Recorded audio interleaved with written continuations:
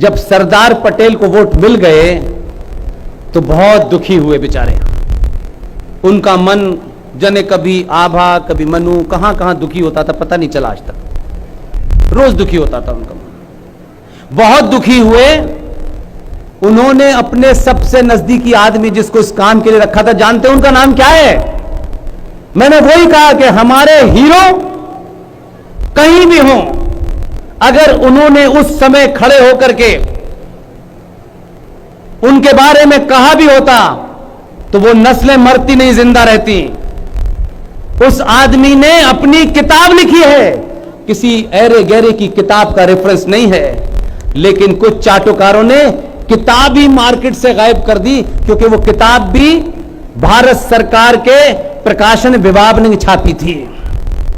लेकिन अल्लाह मियां ने हमको ऐसे ही नहीं भेजा है, कोई एजेंडा है उसका हमको भेजने का। हम बहुत साधारण से सीधे से लोग थे, साधारण मिडिल क्लास की तरह अपना परिवार चलाते हैं, आज भी चलाते हैं। ना हमें कल कोई शौक था ना आज कोई शौक है। इसलिए बहुत ईमानदारी से कहता हूं कि मैं आपके बीच में अपनी मर्जी से नहीं खड़ा, मैं ये काम अपनी मर्जी से नहीं कर रहा। बार बार कहता हूं कोई शक्ति मुझसे ये करवा रही है। मैं कोशिश कर रहा हूं कि मुझसे ये पूरी ईमानदारी से हो। तमाम आंतरिक और बाहरी दबाव के बावजूद भी मैं जिस दिन लगेगा कि मुझे आप कंप्रोमाइज करना पड़ेगा, आप मुझे हिंदुस्तान के किसी शहर में नहीं देखेंगे। किसी शहर के अंदर मैं अपनी जिंदगी वैसे ही बिता लूंगा। उस आदमी की जब तक किताब मुझे मिली नहीं, मैंने अपनी रिसर्च को वहीं रोक के रखा। इसलिए पूरे देश में करोड़ों ऐसे लोग हैं कि मेरी निकली हुई बात में अगर उनको लगता है कि ये बात इन्होंने कही है, तो मुझसे पहले वो खोजना शुरू कर देते हैं। हरियाणा में किसी भाई ने एक दिन फोन किया कि आप जिस किताब का जिक्र कर रहे हैं वो किताब आपको नहीं मिलेगी, लेकिन उसकी पीडीएफ मेरे पास है। मैंने कहा जो कीमत मांगोगे मैं दे दूंगा, मुझे भेज दो। उसने कहा कि इतने बरसों से रखी थी, पहली बार मुझे इसका कोई खरीदार मिला है, मुझे आपसे एक पैसा नहीं चाहिए। उसने पीडीएफ भेजी उस किताब का, मैंने फोटोकॉपी कराया, 1300 रुपए में फोटो स्टेट हुई। यह देश उस किताब को नहीं जानता है, उस महान योद्धा को नहीं जानता है जो सबसे नजदीकी था। लेकिन जब निर्णय करने का समय आया, आने वाली नस्लों को बताने का समय आया, तो उसने अपनी नजदीकी के कारण पाखंड नहीं किया, सच लिख के गया। और उस आदमी का नाम है आचार्य जेबी कृपलानी। उन्होंने वो किताब लिखी है Gandhi his life and thoughts. उस किताब के पेज नंबर 248, 249, 250 पर यही लिखा है जो मैं बता रहा हूं आपको। इसलिए इस देश में आज होता है, कलकत्ता में चुनाव ऐसे हो गया, ठप्पा लग गया, मशीन लग गई। इस देश की नींव रख रहे थे तभी मट्ठे में ढप्पन लग चुका था। लेकिन वो किताब में एक एक बात लिख के गए। और ये अप्रैल की घटना बता रहा हूं। अप्रैल के बाद मई, जून, जुलाई, 3 महीने तक कुछ लोग शांत रहे। वो देख रहे थे कि हवा किधर जा रही है। जैसे ही उनको लगा कि अब ये हवा उनके हाथ से निकलने वाली है, तो एक घटना घटी जिसका कुछ लोग जिक्र करते हैं लेकिन सही रेफरेंस में नहीं लाके देते। अगस्त, 16 अगस्त 1946, मुस्लिम लीग ने जो 1940 में रेजोल्यूशन पास किया था पाकिस्तान बनाने का, उनको लगने लगा कि भारत में यह डेमोक्रेसी की बीमारी शुरू हो गई है और डेमोक्रेसी से तो हमारे पास इतनी सीटें नहीं आ सकती कि हम पाकिस्तान कैसे लेंगे। तो उन्होंने डेट याद रखिए, 14 अगस्त 1940 एक कॉल दी, एक आह्वान किया। और पश्चिम बंगाल, जहां आज जो कुछ हो रहा है लोग समझते हैं ये नई बात है, क्योंकि सनातनी को भूलने की बीमारी है। उसने इंजेक्शन लगा लिया है, हम नहीं जानेंगे अपने शत्रु को, हम दुनिया को जिम्मेदार ठहराएंगे, अपने आप को नहीं ठहराएंगे। मुस्लिम लीग का एक लीडर जो उस समय बंगाल का चीफ मिनिस्टर था, उसका नाम था हुसैन शहीद सोहरावर्दी।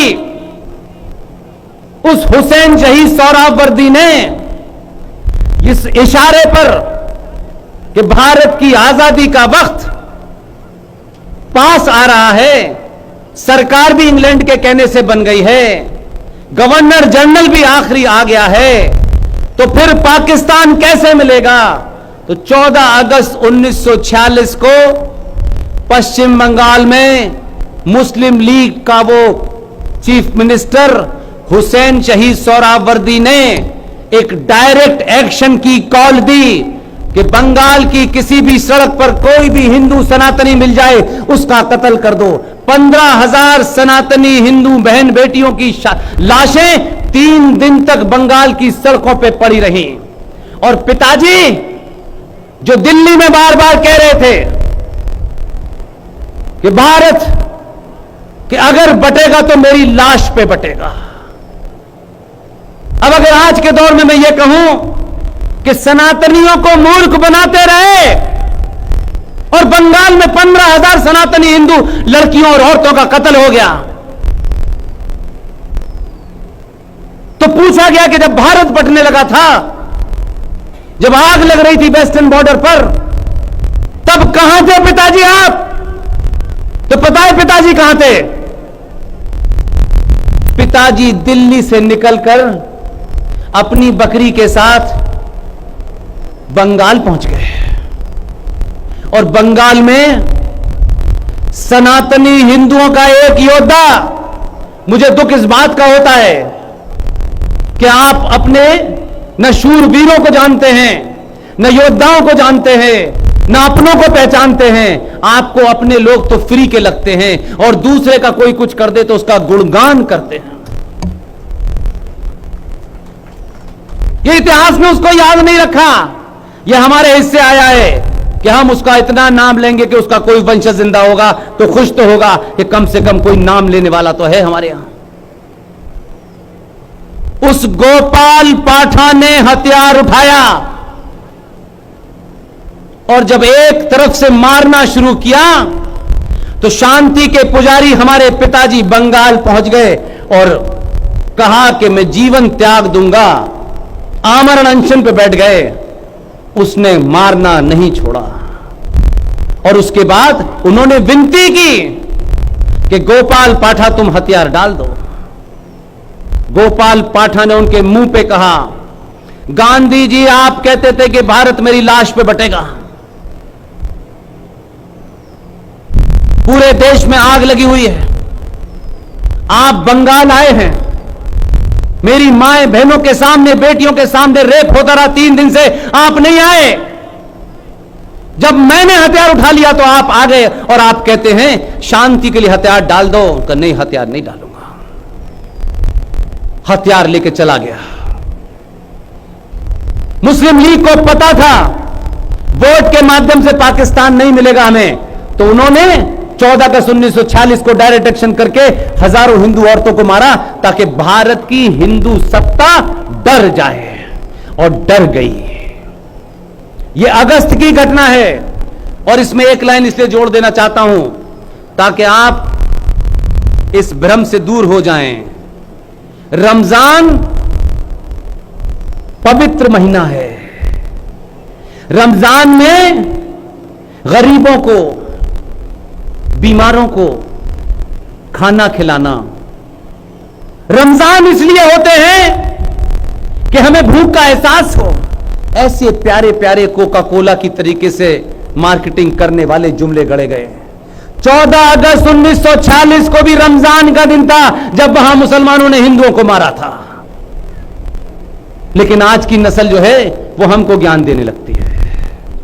अगस्त कि जैसे ही ये घटना हुई, ग्रेट ब्रिटेन को अंदाजा हो गया कि हालात हाथ से बाहर निकल रहे हैं। अगस्त के बाद कौन सा महीना आता है? सितंबर। आनन फानन में ग्रेट ब्रिटेन के इशारे पर 2 सितंबर 1946 अंग्रेज अफसर बॉविल उसको तैयार किया गया और फूल वाले चचा को भारत के पहले प्रधानमंत्री की शपथ ग्रेट ब्रिटेन का झंडा यूनियन जैक के नीचे किंग ऑफ ग्रेट ब्रिटेन के प्रति अपनी आस्था और निष्ठा प्रकट करते हुए बॉविल ने भारत के पहले प्रधानमंत्री की शपथ दिलाई 2 सितंबर 1946।